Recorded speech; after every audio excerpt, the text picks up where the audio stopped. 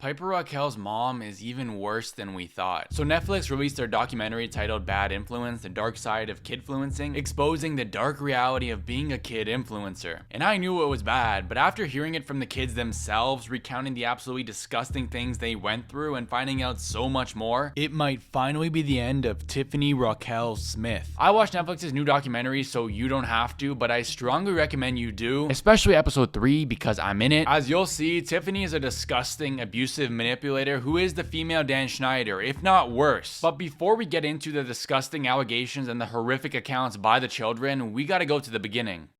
Tiffany Rockelle raised Piper as a single mother, and right from the beginning, she wanted to have Piper in the spotlight, putting her in beauty pageants at just the age of 3 years old, which is a very controversial space from the objectification of children and emphasis on unrealistic beauty standards. When Tiffany saw how much of a natural Piper was on stage and the success she was having, she wanted to see what she could do with social media. So in 2016, she created a Musical.ly now TikTok account for her daughter, and Piper quickly became one of the app's top creators. And from there, the avenue of success grew, with Piper launching her YouTube channel, which rapidly gained followers, and being casted on shows such as Dance Twins and Manny, which is where she met Corinne Joy and Sophie Fergie, eventually forming The Squad. Tiffany's hunger for fame and money continued to grow, and with all of this success, Piper wasn't in public school. Tiffany's main focus was on her daughter advancing in the entertainment and social media industry. And as you'll see, as her momager, Tiffany did whatever it took to make her daughter a star. The Squad quickly blew up, and the members became internet celebrities, amassing countless followers and going on tour where thousands of their fans showed up. However, all good things must eventually come to an end, but never in their worst fears did they think it would end like this.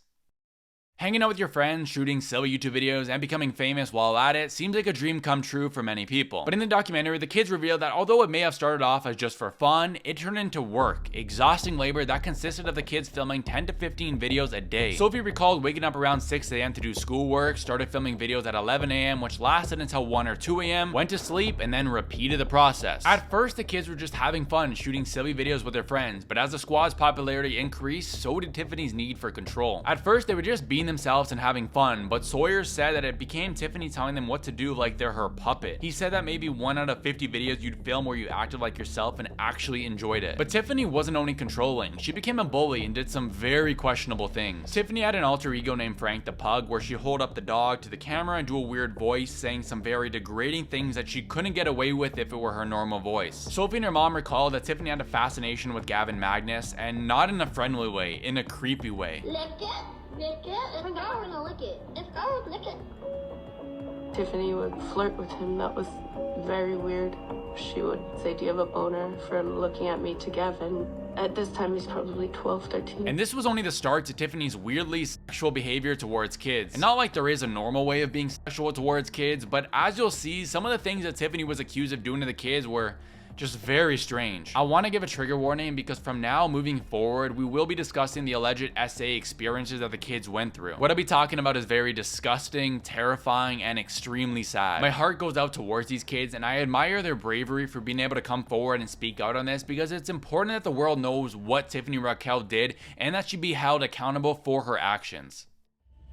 Reagan Beast. So for those who don't know, Reagan is a trans influencer, and in the documentary he revealed that Tiffany would often ask questions about his transition, which could be a very sensitive topic. But the questions that Tiffany would ask were often sexual in nature and were very inappropriate for an adult to be asking a teenager, which could make one very uncomfortable. Reagan said that there were occasions where Tiffany would drink and have no filter, saying the wildest of things, including, "You're gonna be so sexy when you're a little bit older," which is no way an adult should be talking towards a teenager and raises huge red flags. So one day when Reagan was on live stream with Piper, Tiffany wanted to join in. Except there was one problem. Tiffany had been drinking and acting extremely sus. Tiffany wanted to be in the stream, so she joined Reagan on the couch, slowly moving closer and closer, eventually putting her hand on his shoulder, which turned into a back massage, and then rubbing his arm. Now I want y'all to keep in mind that at the time, Reagan was only 17 years old. Things became even weirder when Tiffany grabbed the collar of his shirt, telling him he's hot, and moved even closer to him. And then out of nowhere, Tiffany grabbed Reagan, pulled him towards her, and kissed him. So we were on my live stream having a good time, and then it took a really unexpected turn. She forced herself on me. I was shocked. Reagan discussed how the morning after the live stream, the video was gone. You couldn't find any clips of the kiss on social media. It had somehow been wiped away. And it was a traumatic event, so you might think that it was a good thing that video was removed from the internet. But for Reagan, it was a scary realization because he thought if this could quickly be removed from the internet and so easily forgotten about, then what else could Tiffany get away with? So as an influencer, receiving fan mail is not uncommon. Many influencers, actors, authors, you name it, set up a PO box to receive fan mail, as it's a great way for fans to show their appreciation directly to the celebrity. But you have to be careful because you don't know what you'll receive, and it's especially important that you don't use your house address, as it could potentially lead to stalkers. So Piper had one very generous fan named Megan, and in this situation, it doesn't even feel right to call Megan a fan, and you'll see why. On her 10th birthday, she sent her boxes and boxes of stuff, including a pink flamingo, stuffed animals, and squishies. Megan sent Piper anything you could imagine, from luxury handbags to brand new computers, cameras, microphones, and phones. And at first, many of the kids thought Megan was a girl because, you know, Megan's a girl name. But as it turns out, Megan was actually an adult male who was obsessed with Piper and the squad. Megan poses as a girl online who's a Piper Rockelle fan, has all the pictures of Piper. Tiffany said, he likes pictures of Piper, he's her stalker. You can get stuff too if you send him pictures. It's nothing bad, it's just extra pictures from photo shoots, but he's a pervert. Like, she knew he was a pervert. And Megan didn't just send her gifts from a distance. The documentary reveals that he would have communication with Piper over the phone and have a conversation with her. Absolutely disgusting. Every parent's worst fear is for their child to be lured by a PDF on the street, but it sounds like Tiffany was fine with it as long as she got something in return. The documentary shows some of the comments that Megan made across Piper's socials, and although Netflix censored out the name, the internet has quickly found it. The username is Mega Nessman, otherwise Megan S-Man, and it was actually public right until the documentary dropped, and he began receiving a lot of hate. But based on what I can see, it appears the man communicated with other girls as well. This person here, in her bio, it says 28, so I'm assuming she's currently 28 years old, but the exchanges took place in 2013, when she would have been about 16 years old at the time. One TikToker managed to take a screenshot of some of Megan's tweets before he went private, and just take a look. Thanking Piper for making videos and saying he loves her, complaining how Piper follows another person and not him, and asking Gavin when him and Piper are posting swimsuit photos. I found Megan's TikTok account, which has the exact same username, and he has liked countless of old videos of members of the squad. Videos when they were just starting out at an extremely young age. I can't even put my thoughts into words. Like, what an absolutely disgusting excuse of a man being so obsessed with these kids and sending them gifts. I don't even want to imagine what this man's hard drive looks like, because considering what he does, what he sends to these kids, and not only these kids, but imagine other kids as well, the photos you'd find in a hard drive. Ugh, it makes me terrified even thinking about it. And this story gets even worse because Corinne recounted how one day Piper had an acting or voice lesson and went with Tiffany to drop her off. After they did, Tiffany said she had to go to the post office to drop off a few things. They got to the post office and Corinne saw that Tiffany had a bag of Piper's underwear, and she questioned, "Why are you shipping those out?" And Tiffany's response, "Old men like to smell them." She had a bag and she pulled out what looked like Piper's underwear, and I asked her, like, why are you like shipping those out? And she told me that old men like to smell them. Jail. Jail. You deserve jail. Lock her in and throw away the key. According to the lawsuit, Tiffany said that she's the pimp of YouTube and bragged about making kitty corn, and I believe it. In one of my recent videos, I talked about the website Brand Army, which is being used to sell exclusive pictures of Piper, being managed by her mother. And keep in mind that while you have to be at least 13 years old to post, in order to subscribe to a page, you have to be 18 years old. It's essentially an OF-style subscription platform, except you have to be fully clothed. But the same idea applies, and the photos that Piper is in are very suggestive and very inappropriate. There's 3 different tier levels, and 2 of them include a free set, which I assume they're referring to a free set of photos, but considering how years back Tiffany allegedly mailed Piper's underwear to an old man, then who knows what they mean by free set. Tiffany is literally pimping out her daughter in front of her own eyes, and some people were like, who cares if she collaborated with Sophie Rain? She wasn't actually in the bop house, and she didn't film any inappropriate videos with them, they were just dancing. But it doesn't matter where Piper was when she was filming these videos or the types of videos that she was filming. The fact that Tiffany approved her daughter to go meet up with Sophie Rain and these other OF creators and being on their page, knowing the stuff that people follow them for, this was Tiffany's way of soft launching her daughter's adult career. I've made a video titled Piper Rockelle was turning into Danielle Cohn, who's been exploited by her mother in essentially the same way. And as soon as she turned 18 years old, she started posting very explicit photos for Playboy. It's disgusting to see because she did not do this by her own free will. Over the years, she was slowly molded into this career choice by her mother. And based on the way Tiffany exploits her, I'm afraid the same will happen for Piper Rockelle.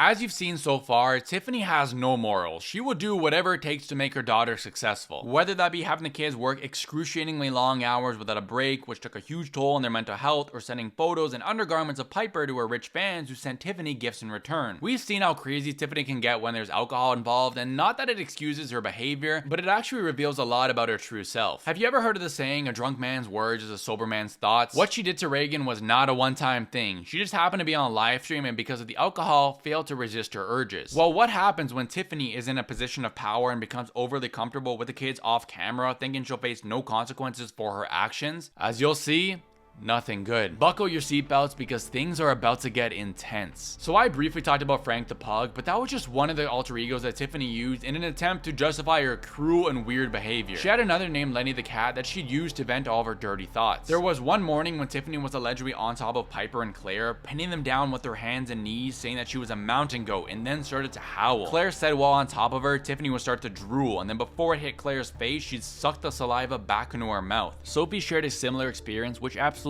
terrified her, and says the SA she experienced still affects her to this day, and she sleeps with a knife under her bed because of it. He was like on top of me when I woke up and like rubbing her hand all over me, saying it was Lenny's dick. And then finally she let go and she had left the room. But I remember being so scared. There was another time when Reese was helping Tiffany out and brought somebody into her room, but before she went to leave, Tiffany said in Lenny's voice, "Wait, Reese, don't go." She then allegedly grabbed Reese, preventing her from being able to leave the room. Somehow Reese escaped her hold, ran to the bathroom, and locked herself in there, praying that Tiffany would leave. But unfortunately she did not. In Lenny's voice, Tiffany allegedly said, "Reese, I have my pants down. Do you want to come look?" Eventually Reese had to get out of the bathroom, so she did so with one hand covering her eyes because in case Tiffany was actually wearing no pants, she did not want to see that. And the other hand, she would walk around feeling things, trying to find her way out of the room, until Tiffany allegedly grabbed her again and threw her onto the bed. Corinne also had a frightening experience of her own. When she was just 11 years old, Tiffany allegedly asked her this disgusting question. I remember Tiffany asking me, like, Corinne, like, have you ever given a blowjob? She's like, what's that? When I was younger, like, I didn't know what that was. Of course, Corinne, being so young, had no idea what she meant by that, so Tiffany proposed that she could practice it on Hunter. And then she was like, oh, like, you can, like, do it on Hunter, like, I'll show you, like, with Hunter. And then they were like laughing like really hard. Piper stepped in, telling her mom to stop, and thankfully she did, because if it were just the three of them alone, Corinne, Hunter, and Tiffany, and this conversation continued, then who knows how it could have ended. It was very difficult for the kids to speak up as they endured the abuse from Tiffany, and that's because of the power imbalance. Yeah, I did tell CPS I hadn't been getting touched and abused because I got screamed at.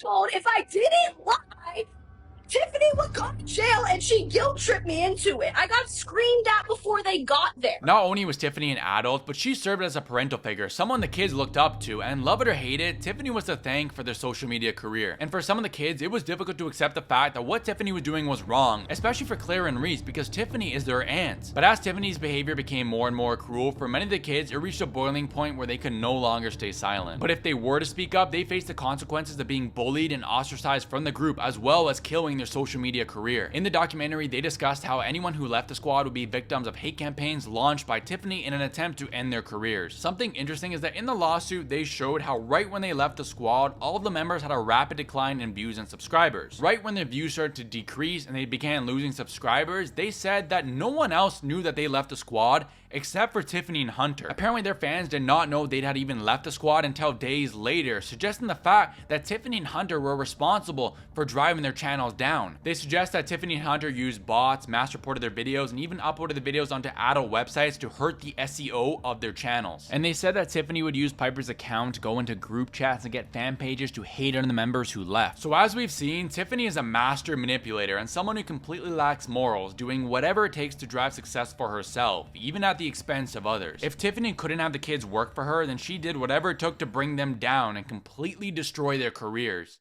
Tiffany didn't, and still, to this day, does not care for daughters being put in danger on the internet. She has shown time and time again that she will present her daughter in whatever way brings the most amount of attention, views, and money. And she will continue to do so unless she faces real backlash and real consequences for her actions. I am really glad that Netflix made this documentary. I've made multiple YouTube videos and TikToks about this subject before, and so have other content creators, but for a higher budget movie to be backed by such a huge company, it'll bring so much more awareness to this subject. The members of Piper Squad are not the only victims of this. The key difference between social media and the entertainment industry is that in the entertainment industry, there are rules and regulation put into place to help protect children. But as of today, as of now, in the social media industry, there just aren't proper rules and regulations put into place to protect these kids. And hopefully with this documentary, the millions and millions of people that it will reach, the discussions that it will start, I hope that it will pave the path for new laws to be put into place. And also put some scare into people like Tiffany Rockelle and others out there who do the same as her. This behavior cannot be normalized. And with more and more people using social media each year, the quantity of kids who are exploited by their parents on YouTube, TikTok, and other platforms will continue to grow